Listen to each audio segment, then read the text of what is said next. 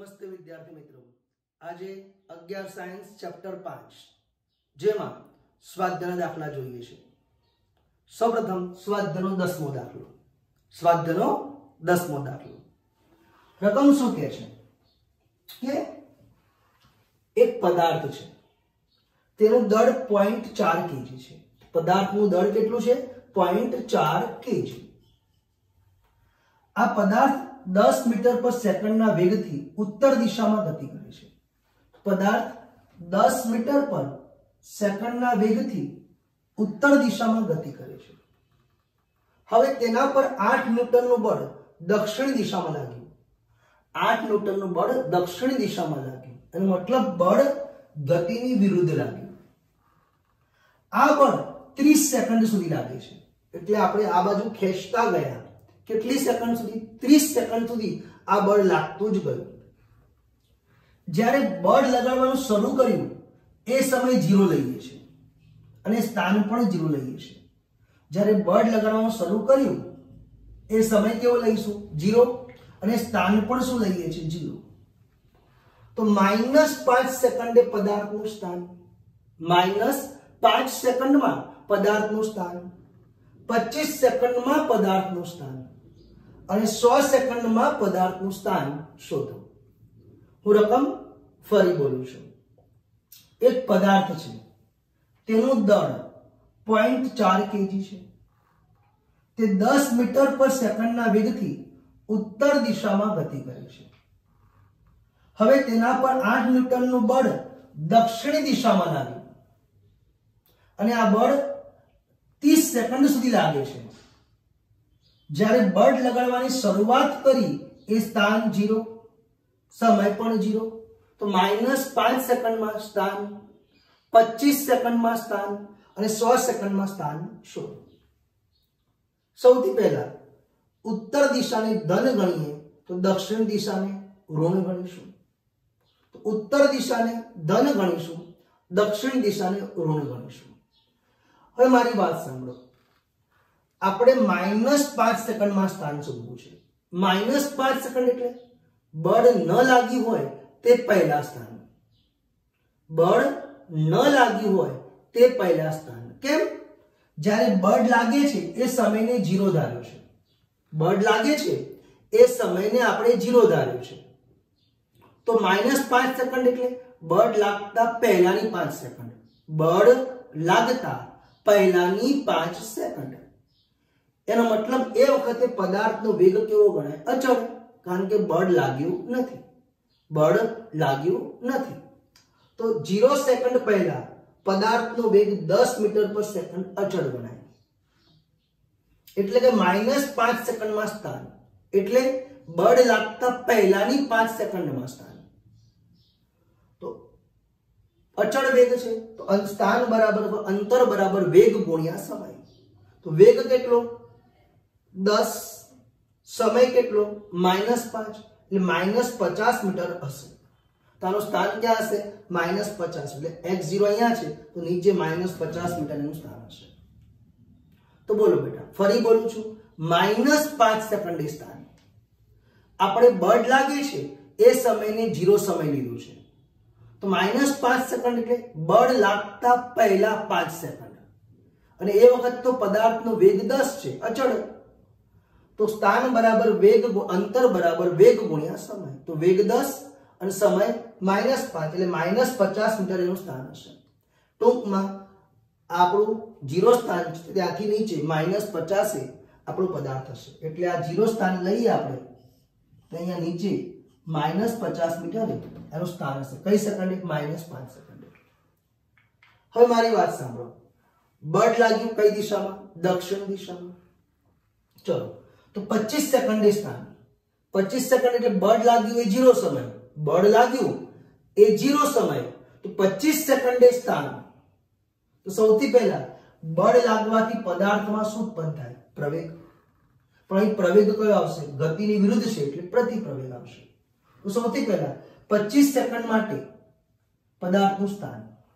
તો અહીં પદાર્થનો શરૂઆતનો વેગ કેવો લેવાશે? 10। કેમ? જ્યારે બળ લગાડીએ છીએ ત્યારે પદાર્થ 10 ના વેગે ઉપર જતો હશે। જ્યારે બળ લગાડીએ છીએ ત્યારે પદાર્થ 10 ના વેગે ઉપર જતો હશે, એનો મતલબ પદાર્થનો શરૂઆતનો વેગ 10. બળ લગાડ્યું તો મળતો પ્રવેગ F/m, બળ ગતિની વિરુદ્ધ છે એટલે -8 ન્યૂટન. દળ 0.4 તો -20 મીટર પર સેકન્ડ સ્ક્વેરનો પદાર્થને પ્રવેગ મળ્યો છે. ચલો, પદાર્થનો પ્રવેગ આવી ગયો, શરૂઆતનો વેગ મળી ગયો. તો પછી 25 સેકન્ડમાં સ્થાન x બરાબર v0t plus 1/2 at square, x બરાબર v0t પ્લસ 1/2 at સ્ક્વેર. હવે શરૂઆતનો વેગ 10, ઉત્તર તરફ છે એટલે પ્લસ લીધો, સમય 25 સેકન્ડ. પ્લસ 25 સેકન્ડ કેમ? બળ લાગ્યા પછીની સેકન્ડની વાત છે. પ્રવેગ -20 અને 25 નો વર્ગ તો જવાબ આવે 6000 મીટર એટલે કે 6 કિલોમીટર. તો બેટા આપણે જ્યારે બળ લગાડવાની શરૂઆત કરીએ છીએ ત્યારે વેગ કેટલો હતો? 10 નો, એ પણ ઉત્તર તરફ, એટલે શરૂઆતનો વેગ 10. બળ લગાડવાથી પદાર્થમાં શું ઉત્પન્ન થાય? પ્રવેગ, પણ એ ગતિની વિરુદ્ધ છે એટલે પ્રતિપ્રવેગ, તો એ બરાબર -20 મળ્યું. હવે x બરાબર v0t પ્લસ 1/2 at સ્ક્વેર માં v0 10, સમય 25 સેકન્ડ, એ -20, t 25 નો વર્ગ, જવાબ આવ્યો 6 કિલોમીટર. હવે 100 સેકન્ડે સ્થાન, 100 સેકન્ડે સ્થાન પૂછ્યું છે. તો અહીંયા ધ્યાન આપો બેટા, બળ કેટલી સેકન્ડ સુધી લગાડ્યું? 30 સેકન્ડ સુધી. તો 30 સેકન્ડ સુધી પદાર્થમાં શું હશે? પ્રતિપ્રવેગ.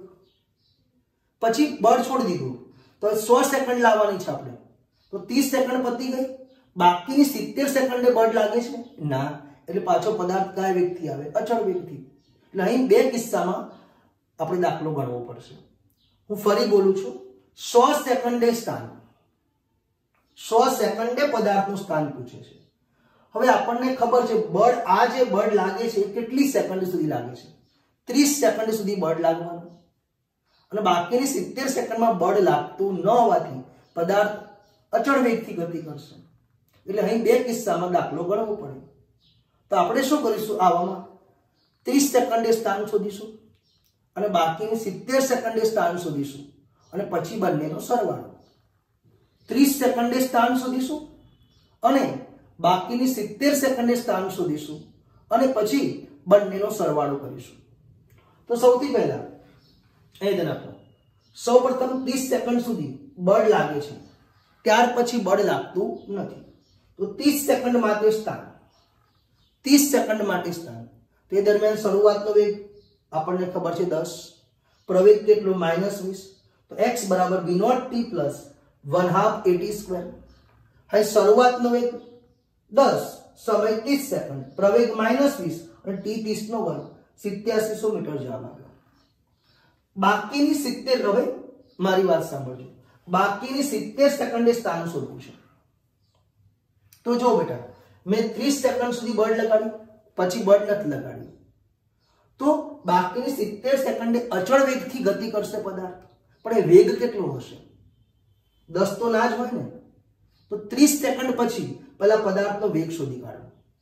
હું ફરી બોલું છું, 30 સેકન્ડ સુધી મેં કોઈને ખેંચ્યો, પછી છોડ્યો છે, તો 30 સેકન્ડે જે વેગ હશે એટલા વેગથી એ ગતિ કરશે. સમજો, હાલ મારો વેગ 0 છે, કોઈ મને ધક્કો મારે છે 30 સેકન્ડ સુધી અને મારો વેગ થઈ ગયો 8 મીટર પર સેકન્ડ. હવે છોડ દીધો મને, તો હવે હું કેટલા વેગથી ગતિ કરીશ? 8 મીટર પર સેકન્ડના વેગથી. તો સૌથી પહેલા 30 સેકન્ડ બાદ પદાર્થનો વેગ શોધી કાઢો. શરૂઆતનો વેગ કેટલો છે? 10 ઉત્તર તરફ, અને બળ આ બાજુ 30 સેકન્ડ સુધી હું લગાવી રાખ્યું, તો 30 સેકન્ડ બાદ પદાર્થનો વેગ v બરાબર v0 પ્લસ 8. શરૂઆતનો વેગ 10 ઉપર તરફનો હતો, પ્રવેગ -20 અને સમય t 30 સેકન્ડ, તો -590 મીટર પર સેકન્ડ. તો હું બળ લગાડવાનું ચાલુ કર્યું અને ક્યાં સુધી બળ લગાડ્યું? 30 સેકન્ડ સુધી. ત્યારે પદાર્થ વેગ 10 ની જગ્યાએ કેટલો થઈ ગયો હશે? -590. માઇનસ એટલે હવે નીચે જતો હશે. એનો મતલબ બાકીની 70 સેકન્ડ માટે શરૂઆતનો વેગ કેટલો? -590, અને પ્રવેગ 0, કારણ કે બળ લાગવાનું બંધ થઈ ગયું છે. તો બોલો, 70 સેકન્ડમાં પદાર્થનું સ્થાન vt પ્લસ 1/2 at સ્ક્વેર, કારણ કે શરૂઆતનો વેગ કેટલો થઈ ગયો? v થઈ ગયો છે. તો v કેટલા? -590, t 70 સેકન્ડ, પ્રવેગ તો 0 છે, તો तो जवाब आयो 41,300 मीटर। आ बाकीनी 70 सेकंड में स्थान અને શરૂઆતની 30 સેકન્ડમાં સ્થાન, તો 100 સેકન્ડમાં સ્થાન એટલે બંનેનો સરવાળો 50 કિલોમીટર જવાબ આવશે। તો હું ફરી બોલું છું આ કિસ્સો, આપણે 100 સેકન્ડમાં સ્થાન શોધવું છે, પણ અહીં બળ 30 સેકન્ડ સુધી લાગે છે, પછી બળ લાગતું નથી। એનો મતલબ 30 સેકન્ડ સુધી પ્રતિ પ્રવેગી ગતિ અને ત્યાર પછી અચળ વેગી ગતિ। તો 30 સેકન્ડમાં સ્થાન v0t + 1/2 at²। તો શરૂઆતની 30 સેકન્ડમાં સ્થાન છે, તે વખતે વેગ કેટલો 10 ઉત્તર તરફ, समय 30, प्रवेग કેટલો -20, જવાબ આવી ગયો। હવે બાકીની 70 સેકન્ડમાં સ્થાન શોધવું હોય તો એ વખતે જ્યારે આપણે 30 સેકન્ડ સુધી બળ લગાડ્યું અને પછી છોડ્યું છે, તો એ વખતે પદાર્થનો વેગ શોધવો પડશે અને એટલા વેગથી પદાર્થ ગતિ કરતો રહેશે।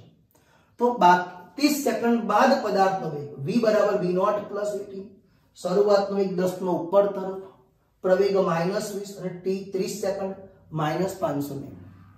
આટલા વેગથી આપણો પદાર્થ નીચે આવશે 30 સેકન્ડ બાદ। તો બાકીની 70 સેકન્ડ બાદ તેને કરેલું સ્થાનાંતર અથવા તેનું સ્થાન x' = vt + 1/2 at²। હવે શરૂઆતનો વેગ -590, સમય 70 સેકન્ડ, પ્રવેગ તો 0 છે, 41,300 મીટર એનું સ્થાન મળ્યું। તો 100 સેકન્ડમાં સ્થાન એટલે 30 સેકન્ડનું સ્થાન વત્તા 70 સેકન્ડનું સ્થાન 50 કિલોમીટર।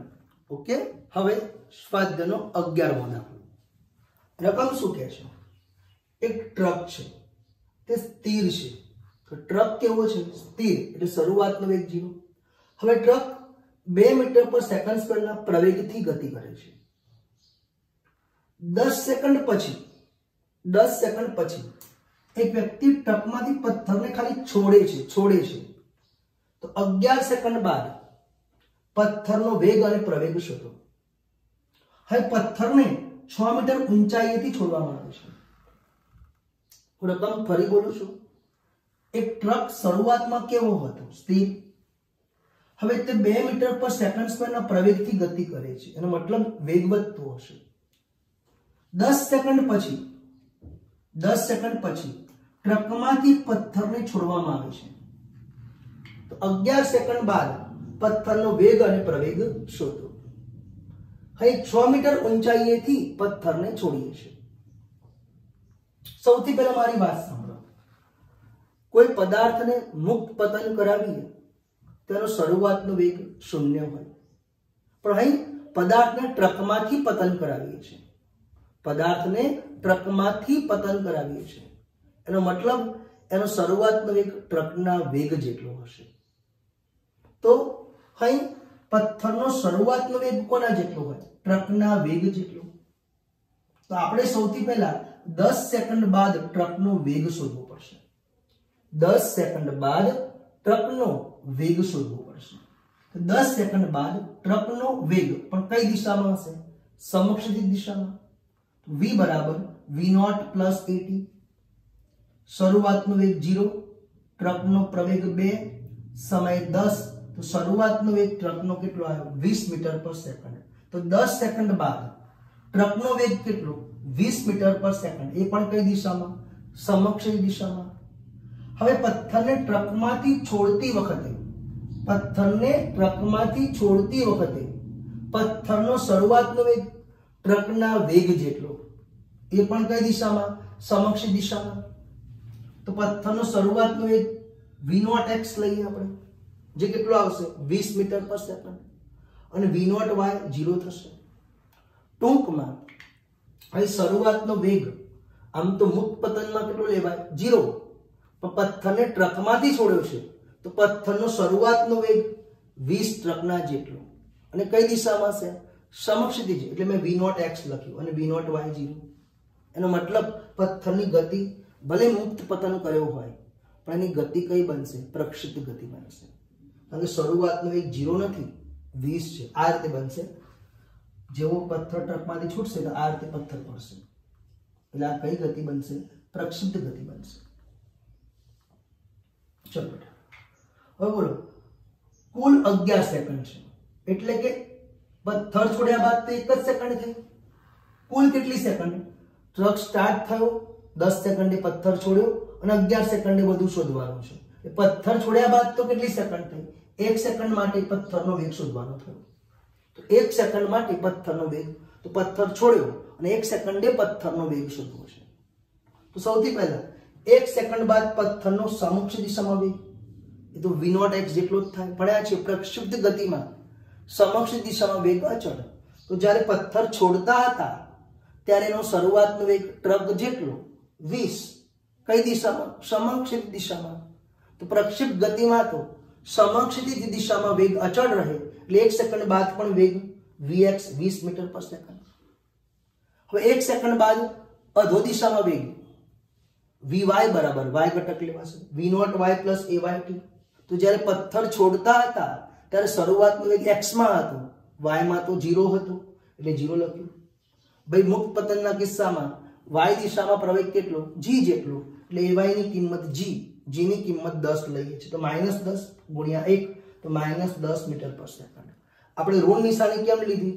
કારણ કે પથ્થર નીચે પડે છે એટલે વેગ ઋણ લઈશું. તો y દિશામાંનો વેગ મેં ઋણ લીધું છે. તો પથ્થરનો, ચલો પથ્થરને છોડ્યો તો 1 સેકન્ડ બાદ સમજો પથ્થર આટલે પડ્યો, આ રીતે વેગ મળે. તો આ વેગ vx કહેવાશે અને આટલું vy કહેવાશે. ચલો vx કેટલો આવ્યો? 20 અને vy કેટલો આવ્યો? -10. તો પથ્થરનો વેગ v બરાબર √vx² + vy². તો vx એટલે 20 નો વર્ગ, vy એટલે 10 નો વર્ગ, તો 22 મીટર પર સેકન્ડ. આટલો વેગ પથ્થરનો 1 સેકન્ડ બાદ મળશે. હવે 1 સેકન્ડ બાદ પથ્થરનો પ્રવેગ, પ્રક્ષિપ્ત ગતિમાં પ્રવેગ ખાલી કઈ દિશામાં હોય? y દિશામાં. x દિશામાં વેગ અચળ એટલે પ્રવેગ 0. તો 1 સેકન્ડ બાદ એટલે કુલ 11 સેકન્ડ પથ્થરનો પ્રવેગ a બરાબર ay જ લખાશે, જે g જેટલું થાય એટલે 10 મીટર પર સેકન્ડ. દિશા સાથે ગણીએ તો -10 મીટર પર સેકન્ડ, એનો મતલબ અધો દિશામાં. હું ફરી બોલું છું દાખલો. ચલો પથ્થરને ટ્રકમાંથી છોડીએ છીએ, પણ ક્યારે? 10 સેકન્ડ પછી. તો જ્યારે પથ્થરને છોડતા હોઈશું ત્યારે પથ્થરનો શરૂઆતનો એક ટ્રક જેટલો હોય. તો 10 સેકન્ડ બાદ ટ્રકનો વેગ કઈ દિશામાં હશે? સમક્ષ દિશા. તો v બરાબર v0 પ્લસ at.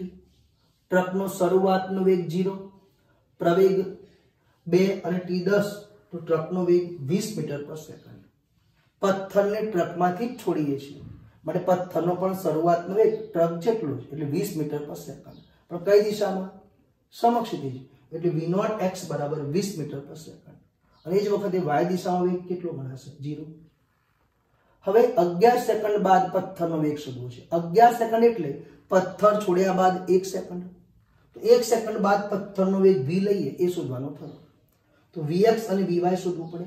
તો પથ્થરનો સમક્ષ દિશામાં વેગ vx બરાબર v0x 20 મીટર પર સેકન્ડ અને vy બરાબર v0y પ્લસ ayt. શરૂઆતનો વેગ y દિશામાં અહીંયા કેટલો હતો? 0. કેમ?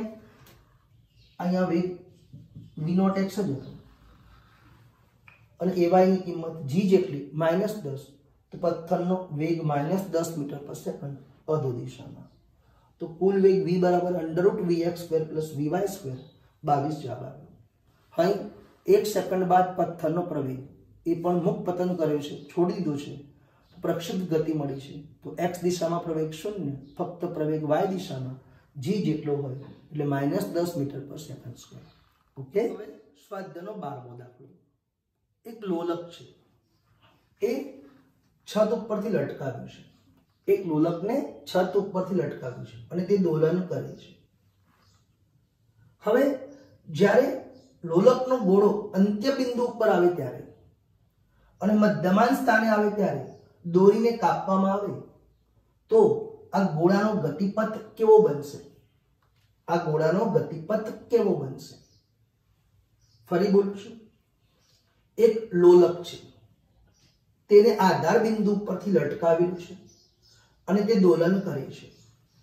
જ્યારે ગોળો મધ્યમાન સ્થાને આવે, અહીંયા આવે, ત્યારે તેનો વેગ 1 મીટર પર સેકન્ડ છે.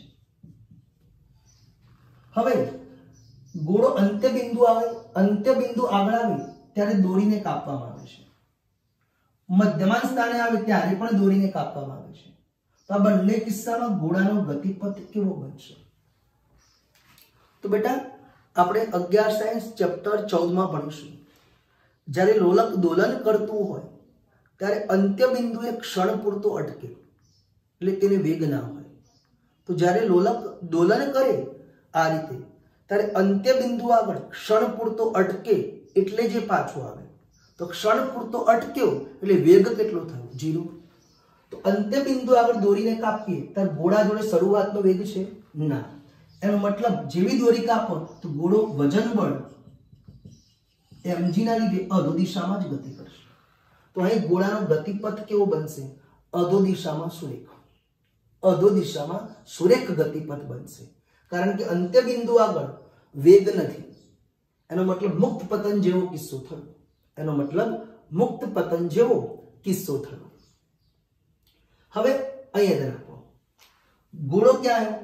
મધ્યમાન સ્થાને, ત્યારે એની જોડે વેગ છે કઈ દિશામાં હશે? સ્પર્શક દોરો સમક્ષ દિશામાં, કેટલો? 1 મીટર પર સેકન્ડ, અને દોરી કાપો તો અહીં મુક્ત પતન કિસ્સો ના ગણાય, કારણ કે શરૂઆતનો વેગ છે। એટલે આપણે એમને આગળ દાખલો જોયો જેમ કે ટ્રકમાંથી પથ્થર છોડ્યો તે રીતે, તો અહીં શરૂઆતનો વેગ હોવાથી ઘોડો આ રીતે ગતિ કરી નીચે પડશે, એનો મતલબ તે પ્રક્ષિપ્ત ગતિ કરશે, કારણ કે અહીં શરૂઆતનો વેગ જ 0 છે। જ્યારે અહીં શરૂઆતના વેગમાં x ઘટક છે, ભલે y ઘટક 0 છે પણ શરૂઆતના વેગમાં x ઘટક છે, એનો મતલબ કઈ ગતિ બનશે? પ્રક્ષિપ્ત ગતિ બનશે। શોર્ટમાં અંત્ય બિંદુ આગળ શરૂઆતનો વેગ 0 હોવાથી દોરી તૂટવાથી ઘોડો વજન બળના લીધે અધો દિશામાં સુરેખ ગતિ કરશે। અહીં મધ્યમાન સ્થાને ઘોડા પાસે શરૂઆતનો વેગ છે પણ કઈ દિશામાં? સમક્ષ દિશામાં, અને જેવી દોરી તૂટે તો ઘોડો શરૂઆતમાં સમક્ષ દિશામાં ખેંચાશે, પછી હાથે નીચે પડશે, એટલે એની ગતિ કઈ બનશે? પ્રક્ષિપ્ત ગતિ બનશે। કઈ ગતિ બનશે? પ્રક્ષિપ્ત ગતિ બનશે। તો અહીંયા અધો દિશામાં સુરેખ ગતિ, અને આ કિસ્સામાં પદાર્થ એટલે કે ઘોડો પ્રક્ષિપ્ત ગતિ કરશે। કમ્પ્લીટ। હવે સ્વાધ્યાયનો 17મો દાખલો, રકમ શું કહે છે? એક ન્યુક્લિયસ છે, એ સ્થિર છે, એક ન્યુક્લિયસ સ્થિર છે। હવે તેનું વિભાજન થતા તેના 2 ટુકડા થાય છે, તો સાબિત કરો કે બંને ટુકડા પરસ્પર વિરુદ્ધ દિશામાં ગતિ કરે છે। આપણને કોમન સેન્સ છે, વિભંજનની ઘટનામાં વેગમાનનું શું થતું હોય? સંરક્ષણ થતું હોય। તો પ્રારંભમાં જે વેગમાન હોય અંતમાં પણ એટલું જ હોવું જોઈએ। તો સૌથી પહેલા ન્યુક્લિયસનું દળ m લીધું છે, શરૂઆતનો વેગ v પણ સ્થિર હોવાથી શું જવાબ આવશે? 0। વિભંજનના લીધે તેના 2 ટુકડા થયા, એક ટુકડાનું દળ m1 છે તો બીજાનું દળ m2, એકનો વેગ v1 લઈએ તો બીજાનો વેગ v2 લઈએ। આ બંને પરસ્પર વિરુદ્ધ છે એવું સાબિત કરવું છે। આપણને કોમન સેન્સ લઈએ બેટા, તો આનું વેગમાન 0 હોય તો આ બંનેનું પણ વેગમાન 0 લેવું પડે, એનો મતલબ બંને પરસ્પર વિરુદ્ધ હોવા જોઈએ।